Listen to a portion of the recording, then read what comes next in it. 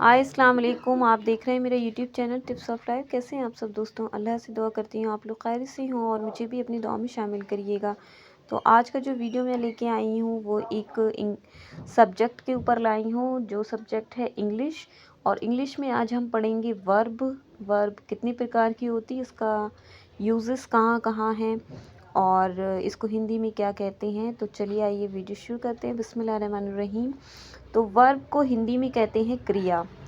यह वाक्य का एक महत्वपूर्ण भाग होता है और बिना इसके कोई भी वाक्य जो है वो पूरा नहीं होता है। इससे किसी कार्य का करना या होना प्रकट होता है। और जो वर्ब होती है उस शब्द को कहते हैं जैसे किसी कार्य, दशा, अवस्था या प्रक्रिया या परिवर्तन, इसका ये बोध कराता है। जैसे एक सेंटेंस ले लेते हैं, Indu reads her book, Calcutta is a big city, they play football. तो इसमें जो वर्ब आई हैं वो रीड्स, यानी कि यहाँ पढ़ने का काम करा जा रहा है। इंदू जो है वो पढ़ने का काम कर रही है। Indu reads her book, Calcutta is a big city, Calcutta जो है एक बड़ी सिटी है। सिटी यानी कि शहर है। दे प्ले फुटबॉल, प्ले माने खेलना, तो खेलना जो हुआ वो भी एक तरह की क्या हो गई, क्रिया हो गई। अब देख लेते हैं कि वर्ब के भेद कितने हैं, यानी कि काइंड्स ऑफ वर्ब। तो काइंड्स ऑफ वर्ब जो है वो दो होते हैं, ट्रांसलेटिव वर्ब और इनट्रांसलेटिव वर्ब। तो सबसे पहले ट्रांसलेटिव वर्ब के बारे में जान लेते हैं। इसको कहते हैं सकर्मक क्रिया। ट्रांसलेटिव वर्ब वे क्रियाएं होती हैं जिनके साथ कर्म यानी कि ऑब्जेक्ट जुड़ा होता है।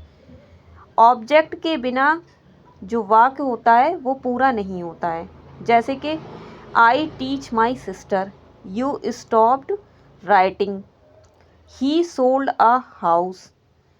तो इसमें ऑब्जेक्ट जो है वो यूज़ किया गया है और उपयुक्त वाक्यों में प्रत्येक क्रिया को अपने भाव पूर्ण करने के लिए किसी न किसी ऑब्जेक्ट की आवश्यकता होती है। यह ऑब्जेक्ट कोई सजीव वस्तु या कोई निर्जीव वस्तु हो सकती है, या ऑब्जेक्ट के स्थान पर जीरंड या इन्फिनेटिव का भी प्रयोग होता है। अब हम अपने दूसरे वर्ब के ऊपर आते हैं जिसे कहा जाता है इंट्रांसिटिव वर्ब। इंट्रांसिटिव वर्ब और हिंदी में से कहते हैं अकर्मक क्रिया। ऐसी क्रियाएं जिन्हें अपना भाव पूर्ण करने के लिए ऑब्जेक्ट यानी कि कर्म की आवश्यकता नहीं होती है।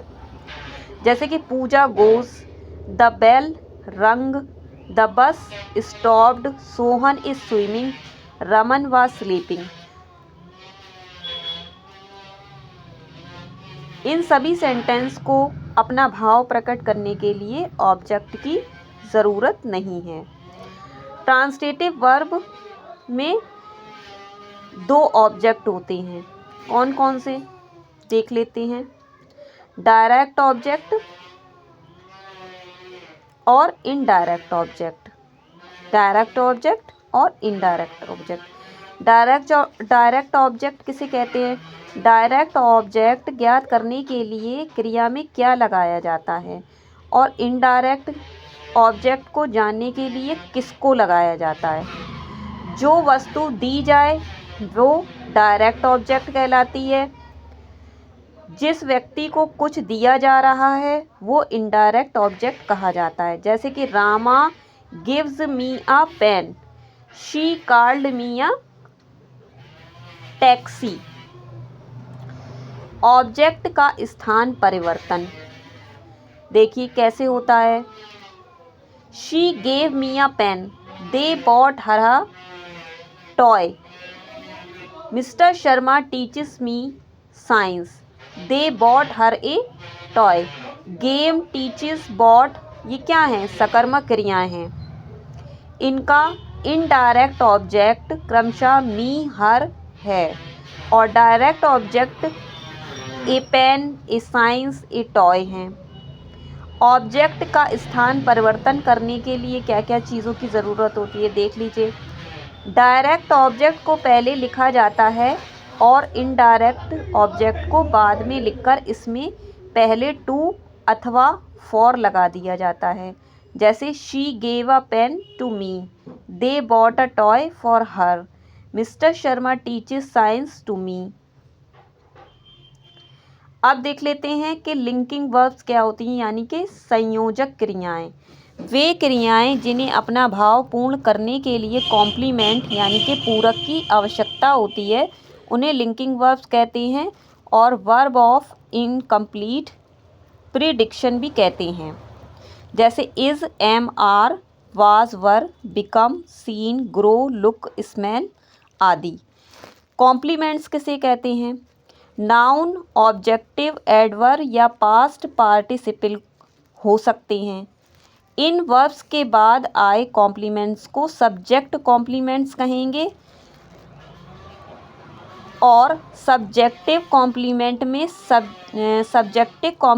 में कॉम्प्लीमेंट द्वारा ऑब्जेक्ट का परिचय कराते हैं अथवा उसका वर्णन करते हैं, जैसे my father was an inspector. जब कॉम्प्लीमेंट द्वारा सब्जेक्ट का वर्णन हो तो वह ऑब्जेक्टिव कॉम्प्लीमेंट्स कहलाता है, जैसे the committee made him principal. अब देख लेते हैं कि एक्सिलरीज वर्ब किसे कहा जाता है, जिन्हें हेल्पिंग वर्ब्स भी कहते हैं। जो क्रियाएं मुख्य क्रियाओं का टेंस यानी कि काल तथा अर्थ प्रकट करने में सहायता देती हैं, वह सहायक क्रियाएं बन जाती हैं, जैसे he is reading a newspaper, they were playing a match, Vijay will go there. Auxiliaries verb जो हैं वो दो प्रकार की होती हैं, प्राइमरी, मॉडल। तो पहले देखते हैं प्राइमरी एक्सिलरीज वर्ब के बारे में, जिसे कहा जाता है is, am, are, was, has, have, had, do, does, did. ये सब प्राइमरी एक्सिलरीज वर्ब्स हैं। मॉडल एक्सिलरीज वर्ब्स किसे कहते हैं? जैसे can, could, may, might, should, would, dare, need आदि मॉडल एक्सिलरीज वर्ब्स हैं। फ्रेजल वर्ब किसे कहते हैं? कुछ वर्ब जिनके बाद प्रपोजिशन, एडवर्ब या एडवर्ब पार्टिसिल को लगा देते हैं, उनका अर्थ भिन्न हो जाता है, अतः वर्ब के ऐसे कॉम्बिनेशन को ही फ्रेजल वर्ब कहते हैं। जैसे बैक से बना बैक आउट, गिव से बना गिव इन। गिव माने देना और गिव इन माने समर्पण करना। बैक माने वापस होना, बैक आउट माने वचन से फिर जाना। जैसे वेयर माने पहनना और वेयर आउट माने कार्य के लिए बेकार होना। आस्क माने पूछना और आस्क आउट माने मांगना। अब back out, give in, wear out, ask out ये सब फ्रेजल वर्ब हैं। फ्रेजल वर्ब भी दो प्रकार की होती हैं, ट्रांसलेटिव फ्रेजल वर्ब और इंट्रांसलेटिव फ्रेजल वर्ब। पहले देख लेते हैं ट्रांसलेटिव फ्रेजल वर्ब क्या है। जब फ्रेजल वर्ब के बाद ऑब्जेक्ट आता है उसे ट्रांसलेटिव फ्रेजल वर्ब कहते हैं, जैसे ही टुक ऑफ हिज कोट। अब देखते हैं इंट्रांसलेटिव फ्रेजल वर्ब्स। जब फ्रेजल वर्ब के बाद ऑब्जेक्ट नहीं आता है तो उसे इंट्रांसलेटिव फ्रेजल वर्ब कहा जाता है, जैसे कि the plane took off 5 o'clock। अब कौन कौन सी फ्रेजल वर्ब हैं जिनका यूजेस आप कर सकते हैं, जैसे कि back out, blow out, break down, break in, break out, break up, carry on, clear away, close down.